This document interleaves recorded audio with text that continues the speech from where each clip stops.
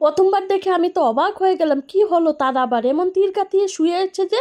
তারপর বুঝতে পারলাম। নমস্কার বন্ধু, আমি ইতি। পয়লা বৈশাখের দিন দুপুরে খাওয়া দাওয়া করে আমরা পুরা ফ্যামিলি বের হয়েছিলাম অল্প ঘুরতে যাব বলে। ভাবিনি প্রথমে ওইখানে যাব বলে, তো ভাবলাম একটু পয়লা বৈশাখের দিন একটু ঘোরাফেরা করি, মাসির বাড়ির থেকেও গিয়ে আসি। তো এই উপলক্ষে পয়লা বৈশাখ উপলক্ষে বড়দের সবাইকে নমস্কার দিব, আশীর্বাদ নিব, এই উপলক্ষে আমরা চলে গেলাম ভালুকমারিতে মাসির বাড়িতে যাব বলে। যেতে যেতে শুনতে পেলাম ওইখানে অল্প দূরে একটা জায়গাতে নাকি চড়ক পূজা হচ্ছে। তো বললাম মাসির বাড়িতে তো যাওয়া যাবে, চলো আমরা একটু প্রথমে চড়ক পূজার থেকে ঘুরে আসি। অনেক বছর হয়েছে বিয়ার পরে আমি হয়তো আর চড়ক পূজা দেখিনি। ছোট থেকে অনেকবার আমি দেখেছি, কিন্তু এখন বিয়ের পর আর অনেক বছর হয়ে গিয়েছে। বিয়ের আগে থেকে অনেক বছর ধরে আমি দেখিনি। কিন্তু চড়ক পূজা আমাদের এখানে খুব ছোট হয়। এখানে চড়ক পূজাটা অনেক বড় করে হচ্ছে আর 3 দিন লাগিয়ে হচ্ছে। আমরা 2 নম্বর দিন গিয়েছি, আমরা যাবার আগের দিন চৈত্র মাসের লাস্টের দিনও বলে হয়েছিল। তো আমরা নেমে গেলাম। প্রায় আমাদের ঘর থেকে আধা ঘন্টা পৌনে 1 ঘন্টার গাড়ির রাস্তা, প্রায় অনেক দূরেই ছিল। তো আমরা গিয়ে দেখলাম বিকালের পরিবেশ, আমরা সবাই নেমেছি। এখানে আগে জানা ছিল না আমরা যাব বলে, হঠাৎ গিয়ে উঠলাম, গিয়ে দেখলাম মানে মেলা এখনও ভালোভাবে সাজাচ্ছে আর চলছেও। তো আমরা জানতাম না, এই পরিবেশটা আগে থেকে জানা নাই। তো আমরা একবারে গেলাম, গিয়ে দেখলাম ওই ভিতর দিকে অনেক লোক আছে। তো মা বলছে চড়ক পূজা কি এত বড় করে হয়? আমি তো কখনো দেখি নাই, নাগাল্যান্ডে থাকি।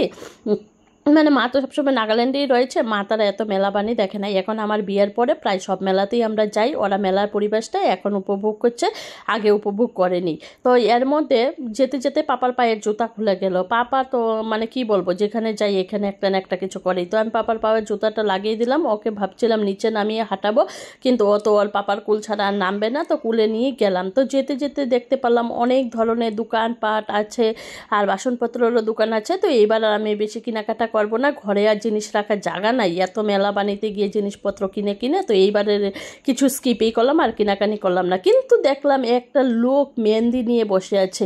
আমি মনে হয় যুগ যুগ হয়ে গিয়েছে বিয়ার মেহেন্দি পরার পরে আমার হাতে আর মেহেন্দিই পড়ে নাই। তো আমি বললাম চলো না একটু মেহেন্দি লাগাবো।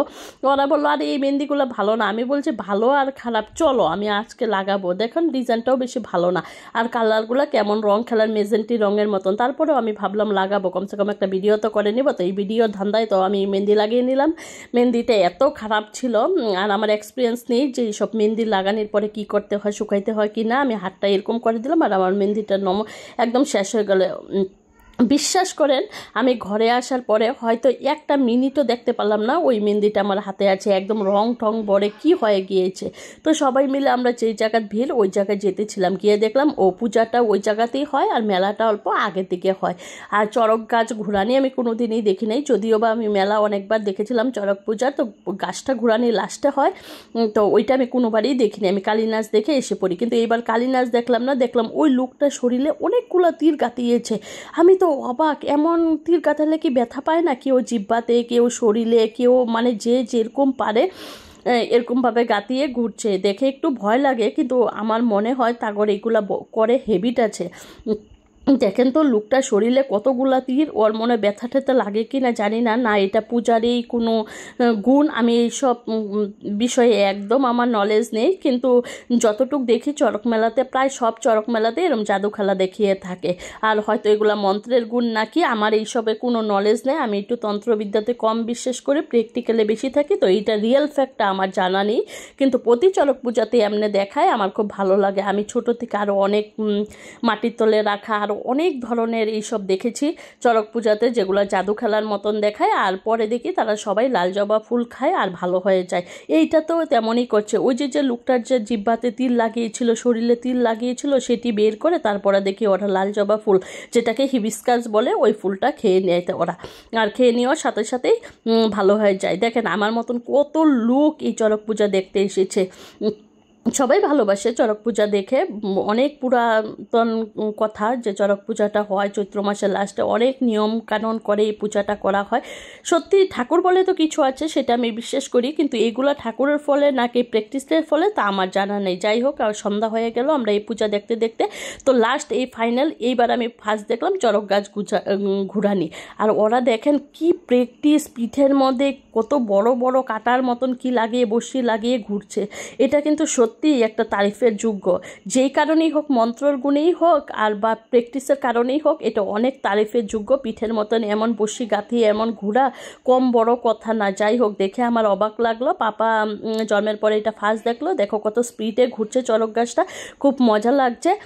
তো এমন করে তারা একবার করে 3বার ঘুরিয়েছে, আর এমন বলে 3 দিন ঘুরাবে। কালকে ঘুরিয়েছে, আজকে ঘুরাবে, আবার আগামীকালকে ঘুরাবে। তো আমরা মিডিল দিনটাই দেখলাম, আর দেখে খুব ভালো লাগলো। মা তো দেখে অবাক, কারণ মা এইসব মেলা বা নিয়া চড়ক পূজা তো কোনোদিন দেখেই নেই। নাগাল্যান্ডের মানুষ কি দেখবে। আর মা মনে যে কত প্রশ্ন, এটা কেন হচ্ছে, ওইটা কেন হচ্ছে। মার প্রশ্নের উত্তর দিতে দিতে আমি বোর হয়ে গেছি। আমি বলছি, মা তুমি তো পাপার থেকেও বেশি দেখি কোয়েশ্চন করছো।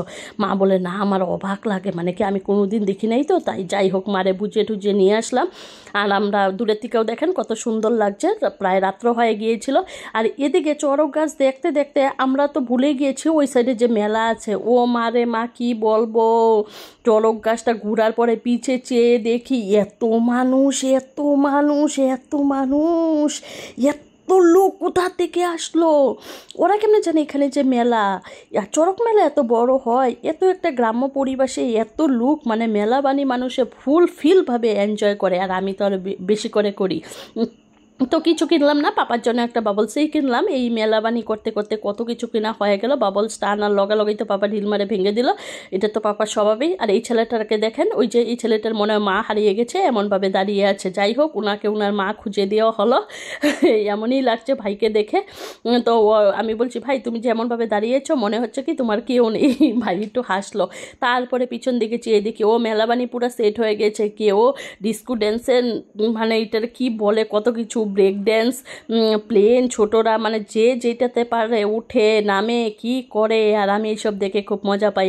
আমার তো মেলাবানি খুব ভালো লাগে, আমার পাল্লায় পড়ে। এখন ওরাও সব মেলায় অ্যাটেন্ড করে, ওরাও খুব ফুর্তি পায় মেলাবানি দেখে। আর আমাদের পয়লা বৈশাখটা খুব ভালোই গেল। কথায় হচ্ছে পয়লা বৈশাখের দিনটা যেরকম যায় প্রতি বছর, মানে বছরের পুরা দিনটাই তেমন যায়। তো আশা রাখি পুরা বছরটাই আমাদের মেলাবানি ফুর্তিতে কাটবে।